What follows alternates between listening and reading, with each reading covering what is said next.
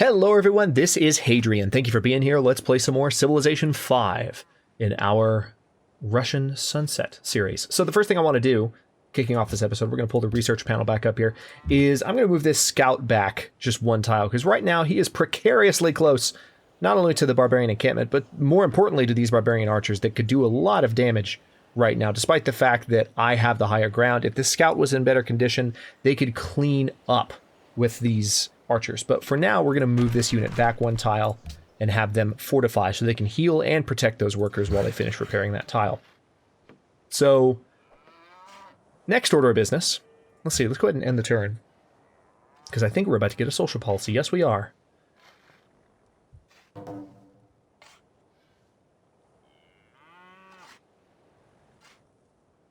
All right. Huh. Yeah, the new settler, the free settler, is very tempting. Not only do we get a free settler, but then settlers train 50% faster in the capital, just for the rest of the game. We also get a free worker and speed up tile improvement by 25%. Or we could go for the +1 gold and -1 on happiness for every 2 citizens in the capital. Now, the extra gold would be handy, but it wouldn't be enough to offset the -7, and we're okay on happiness right now. Matter of fact, we could go for a new city, and we would probably still be okay happiness-wise. Or we can get the free worker, but how many workers do we have right now? 1, 2, we've got 3, 4 already, on account of having built the pyramids.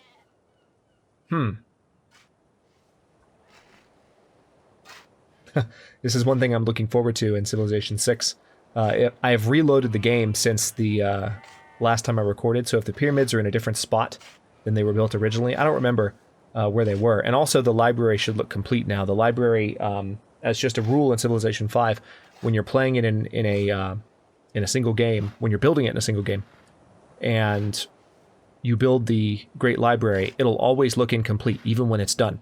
But once you reload your game, then you'll see the complete building. So here's the Great Library, here are the pyramids. Hopefully they're in the same position they were before. But in Civilization 6, of course, wonders will take up single tiles, and they don't move. They have a fixed place in the world. I mentioned this previously, but I'm just looking forward to having it again. But you know what? I'm going to go ahead and go for that settler. And let's see where we might be able to find a good location. So we can put a city there. It's on the coast, and it's got some fish right in front of it, so that's a good thing. Where we could also have a city over here. We do have incense, actually. We got incense right there. So building a city over here wouldn't really give us anything new, but it does give us access to more iron. Lots more iron, in fact. Or I think I saw, yeah. The game is also suggesting we could build a city. Ooh, interesting. Sugar. So we would be kind of forward settling the Persians if we settled a city up there, and we might have to sneak past the barbarians. How long will it take to get up there? Ooh, God no. Okay. That's 10 turns. We don't have that kind of time. So I think what I'm going to do...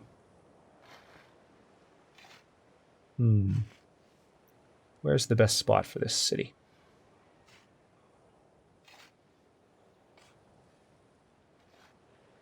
I think the best spot is going to be on top of this hill. It's just far enough away from Moscow. And yeah, in Civilization 6, by the way, if you didn't know this, there's actually going to be an interface. There's a lens. There are buttons that are going to be down here in the bottom left. You can click these lenses, and they turn on map modes that highlight different tiles and give you different information that you need to know. One of them is a settling mode that actually lets you see not only where the optimum settling locations would be, but also where you can't settle because other cities are too close. Really, really handy, right? So you don't have to just eyeball it anymore. Let's see. I think being on top of this hill would be best for that extra production. But also I could build one right over here too. But there's an encampment that I've got to deal with. All right, so yeah, I'm going to go for over here for the next city, because there's just more going on resource-wise, and I want to lock down this part of the continent before Persia gets any funny ideas. All right, so let's build a camp up here. What's this worker up to? Not much. These guys are building the road. Why don't you...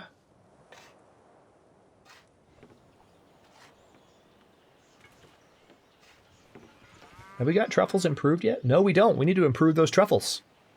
We need to improve them yesterday. I need more special resources. So we're 2 turns away from horseback riding in other news. That's going to give us the caravanserai, but also the horseman unit, the stable, which gives us extra production when we have horses or sheep nearby, which, well, we do up here, I believe. Where are those sheep? There they are. They're right there.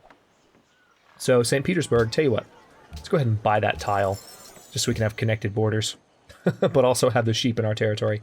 So the stable will give us additional production as a result of having those sheep improved. Actually, no, I don't even think they need to be improved. They just need to be a source nearby. So that's good. They'll just provide extra production. Let's see. Now let's go for the next turn.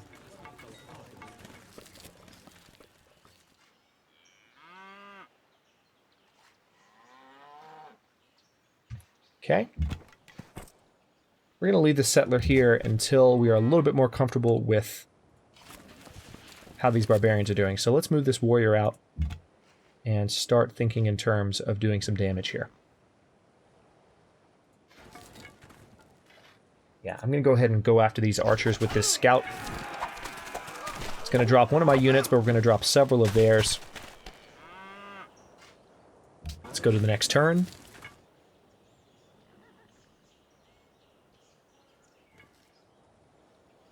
You know, I've talked previously in the series about probably the largest change, the most talked about change, at least, in Civilization VI being the unstacking of cities and the fact that you'll have districts to build outside of cities that make you think about, okay, well, you know, where do I want to put these buildings on the map? Not all of your buildings are contained in just one tile anymore. But the other most talked about change has to do with technology. All technologies, I believe both in the tech and the civic tree, but definitely in the tech tree, have what's called a boost option. And when you unlock the boost for a technology, for instance, the boost for sailing is to settle a city on the coast, you automatically get half of that technology researched. You're done. When you start researching it, or if you've already started researching it, you get half of those points. So it takes away half the time it takes you to research that.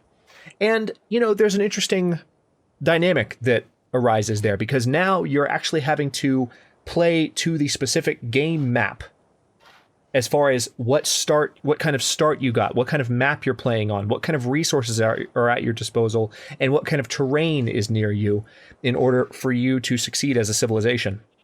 In Civilization V and in Civilization titles before this one, all you'd have to do is kind of have a successful formula, and you might have to tweak it a little bit, but for the most part, people would play in the same way every time.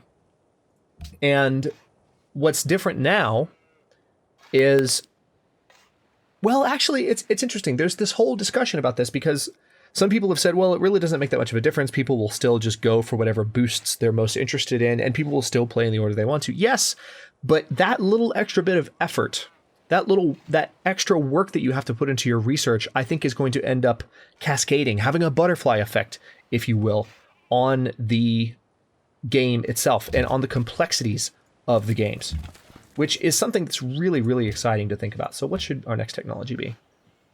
I think I want construction just because I want to make sure our happiness can stay nice and high. So because we need to be able to build those Colosseums.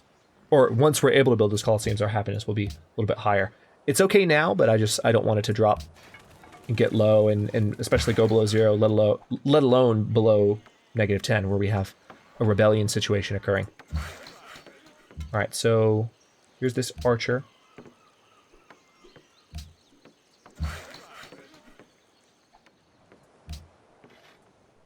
Okay, I can't build a road with them right now because it looks like that's the tile that the road needs to go through. I mean, I could do it manually, but I'm not going to. So we need to build those truffles. If anyone ever wondered why truffles are represented by pigs in Civilization V, that's because pigs sniff out the truffles.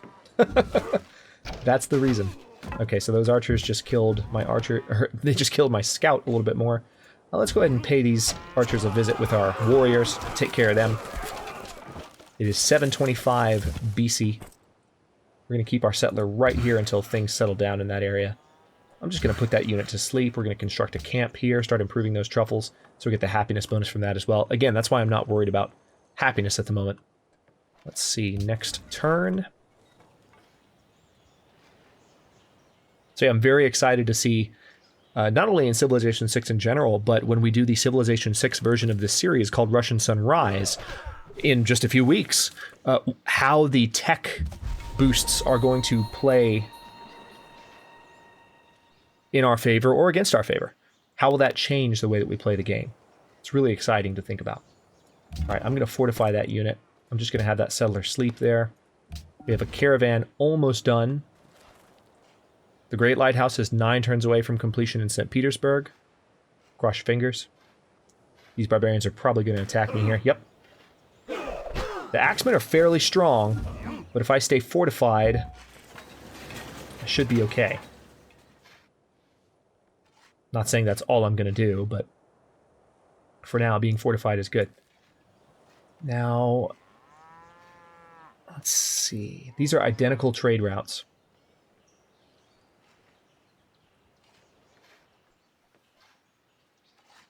I'm going to be giving them more science.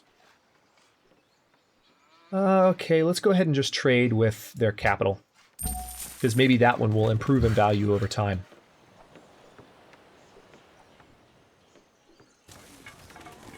Just going to keep working on improvements with that worker. Okay, we can now build the Krepost. So we get that culture and gold tile cost reduction, which is quite nice. I'm going to go ahead and go for the stoneworks, though, because we get a nice happiness boost and production boost because we have stone near this city. So we're going to go for that first. Just because I like having lots of happiness early on. That's another thing in Civilization 6 that is different. In Civ 5, there's this whole global happiness system where... Okay, I need to keep an eye on these guys here, because this ranged unit is just tearing me up. Alright, you construct a mine. Meanwhile, hang on, let's... This isn't going too well. Having them just sit there and take hits is not really an effective strategy.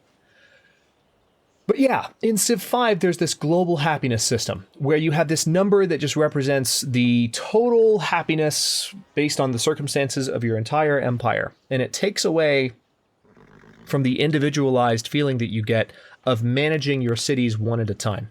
In Civ 6, individualized city happiness makes a return. Each city can have amenities based on the wonders, based on the terrain. There's actually... Terrain has ratings, quality ratings. Certain areas of the map can be quote-unquote breathtaking.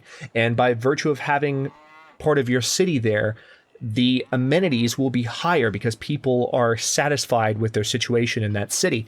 But there might just be entertainment amenities. It might not have to do with the terrain. But the point is, you have to keep the individuals happy for your city to keep growing. You have to keep the individual populations happy in each city. It's not a matter of global happiness anymore. So that mechanic is going to be completely different when we play Civilization 6. And I'm excited about it. Okay, good. The Axemen are getting attacked by the Persians. Persians have some immortals here that are coming in and doing some damage. That is perfect timing.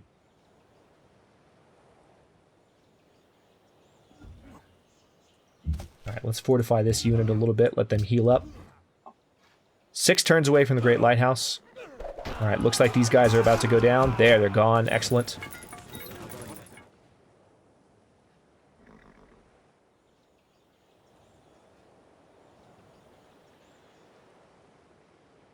Enemy's been spotted. I was about to say spitted. Spotted near St. Petersburg. So there's just a boat nearby. This is a... Oh, I can't see what it is. Why can't I point to it and see what it is? I can point to that and see what it is. That's a barbarian brute. But I can't see what you are. Oh, that's weird. Oh, by the way, I remember looking at this the other day going, what is this? Why does it look different? Is it just a pretty mountain? Does it look different? Of course, it's a natural wonder. It's Mount Kailash. So you get 6 faith and 2 happiness for working it. That's why it looked different. I was just having a momentary derp moment. A momentary moment? Yeah, just go with that. All right.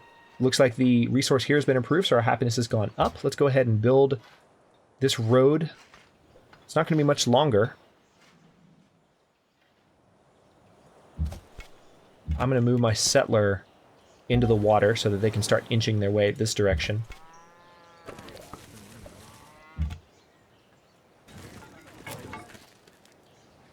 And we're going to try and finish off this barbarian encampment. Looks like there are some immortals. They've got a couple of units near my border. I hope they're not getting any funny ideas. It's possible that they are, which would be very unfortunate. We're going to fortify for a turn. I'm going to inch my settler just a little bit closer without doing anything crazy. Looks like mathematics is the sensible next choice. That's fine. That's going to give us the catapult, courthouse, and the hanging gardens. Okay, good. The immortals are clearing out for us. I appreciate that, immortals. And of course, a ranged unit shows up at the last second. I'm going to pay them a visit.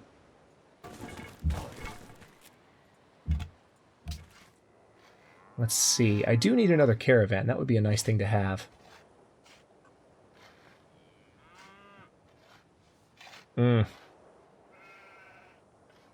That extra gold bonus from having the Mausoleum of Halicarnassus would be huge. Also, just getting 100 gold every time a great person is expended.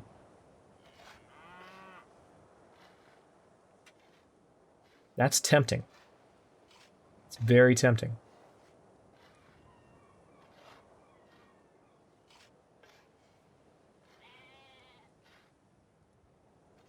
Yeah, I'm going to go for that, because I can then build other things that give me more trade income in the coming turns.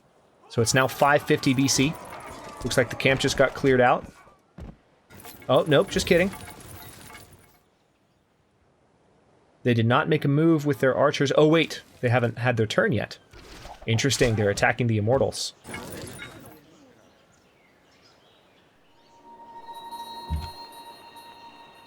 Alright, we're going to charge in with our scouts, do a little bit of damage there. Meanwhile, we're going to attack the barbarian encampment and be done with that. Got some gold. And let's leave our settler there for a bit. Let's see. St. Petersburg can now fire on the ship that I still cannot identify, but it's dead. Bye-bye. Maybe that's why I couldn't identify it. It was just...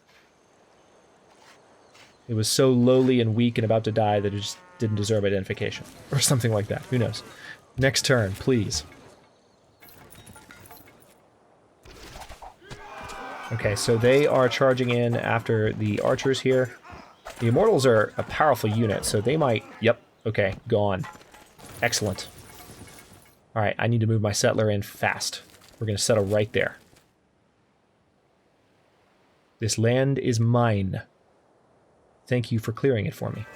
Excellent! So all military and naval units receive +1 movement and +1 sight, and we get a free lighthouse in the city in St. Petersburg, because we just finished the Great Lighthouse. That's awesome. So this was, of course, originally in Alexandria. Now it is...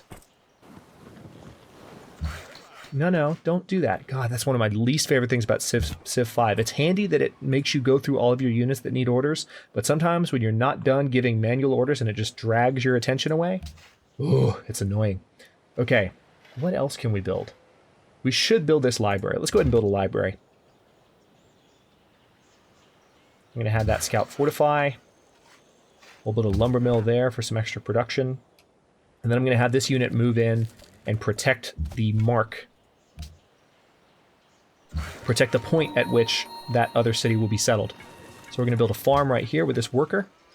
Route 2 canceled. Oh yeah, because they just finished. Excellent. That is another thing that is changing, by the way, in Civilization 6, and I cannot wait, because as cool as it is to feel like you're building your own roads in Civ 5, in Civ 6, when you establish a trade route between cities, whether it's internal or external, a couple of things happen. Number one, when the trade route completes, a road is built automatically, period. No workers involved whatsoever. Workers, builders, they're just not involved at all.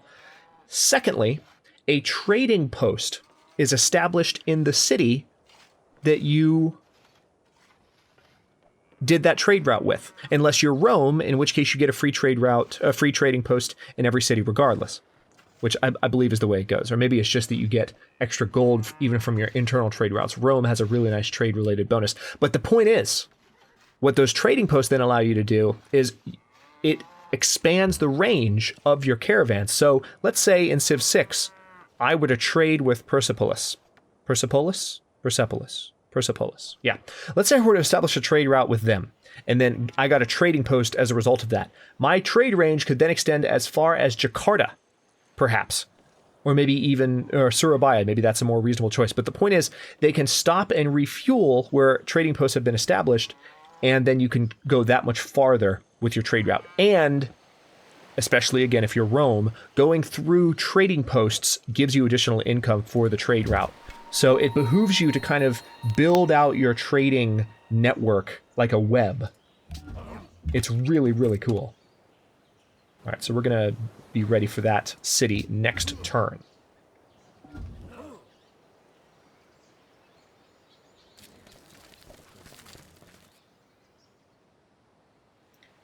Hopefully Persia is not too unhappy with me for what I'm about to do.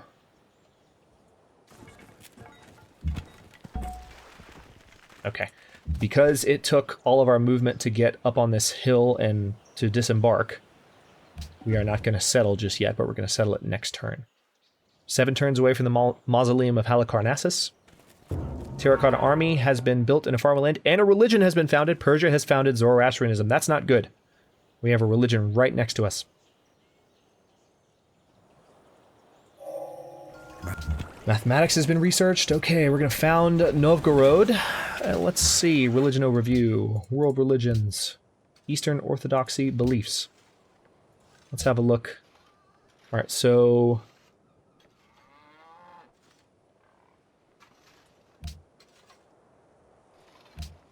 just checking something for a second there. Got confused. All right. Zoroastrianism. Okay, well, they got pagodas, which sucks, because that's one that I like to go for when I found a religion.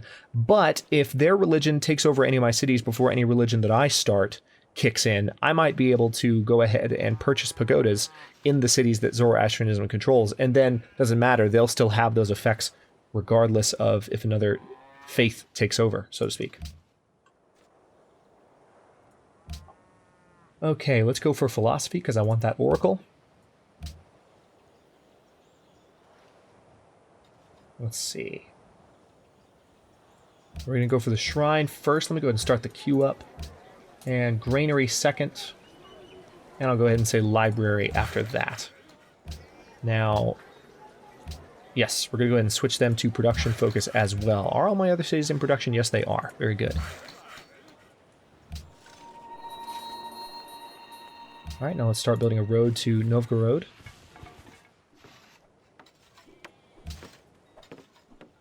Huh, what happened here?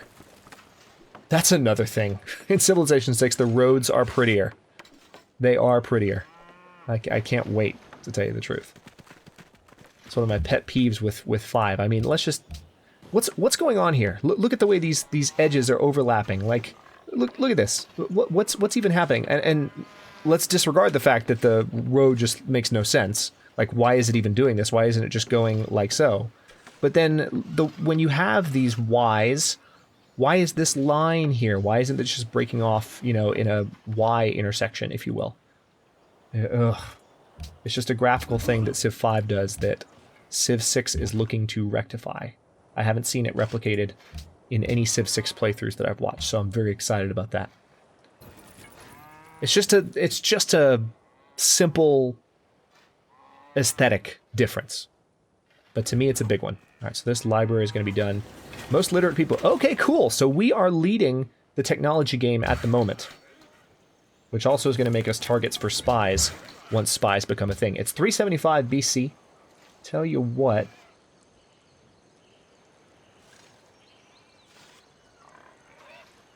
Let me go ahead. You know what? I'm going to build a workboat real quick because we've got some fish down here that need to be harvested.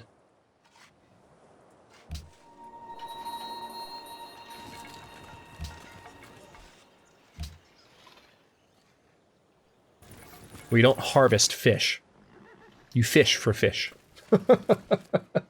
That tile needs to be worked, basically. Consul Catherine of Russia. It's 350 BC. We are very close to the mausoleum of Halicarnassus being a thing, which is going to help our income situation. Should put us back in the black, in fact. Right now we're in the red. Need to improve that stone resource as well. We've already improved one nearby, so we're getting the benefits from that. But having the other one improved will be just as good. All right, workboat's done. It's 300 BC now. Covering less and less historical ground with every turn. Let me go ahead and build a cargo ship here in St. Petersburg so I can trade with a city up the coast. Looks like we're going to get the mausoleum, no problem. And we're going to get an extra citizen in Moscow, which is nice. Another religion has been founded. That is not good. We're falling behind a little bit. There we go. The mausoleum is ours. And what else can we do? I want to keep building wonders. But I shouldn't. Let's... The watermill is expensive. So expensive. Alright, I'm going to go ahead and build a caravansary. Because that's also going to improve our trade income. So we're not making any money, but we are back in the black. We're not in the red anymore. So that's good. Once we have this additional trade route set up with this cargo ship, we'll be a little bit better.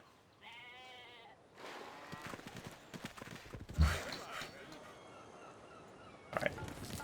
Let's go ahead and do a plantation there. We've already improved every tile over here.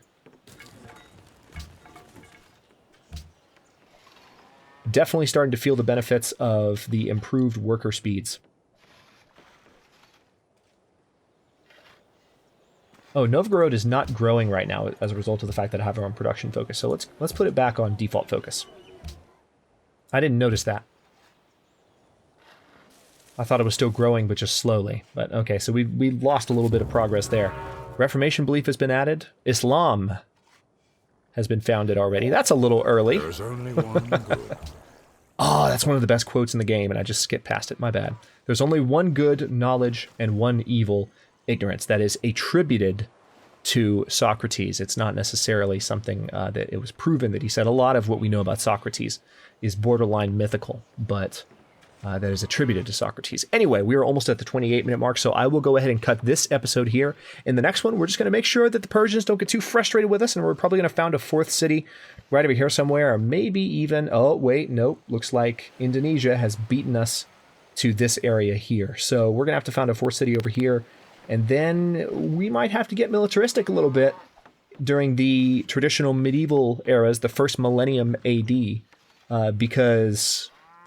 I just want more territory than this. So we've got a lot to do. Thanks very much for watching. If you enjoyed the episode, don't forget to like the video and subscribe to the channel if you're not subscribed already. I upload new episodes in Russian sunset every day at noon Eastern Daylight Time, which is GMT-4 for those of you not in the States. And comments are always welcome. Let me know what you think, and I'll see you next episode.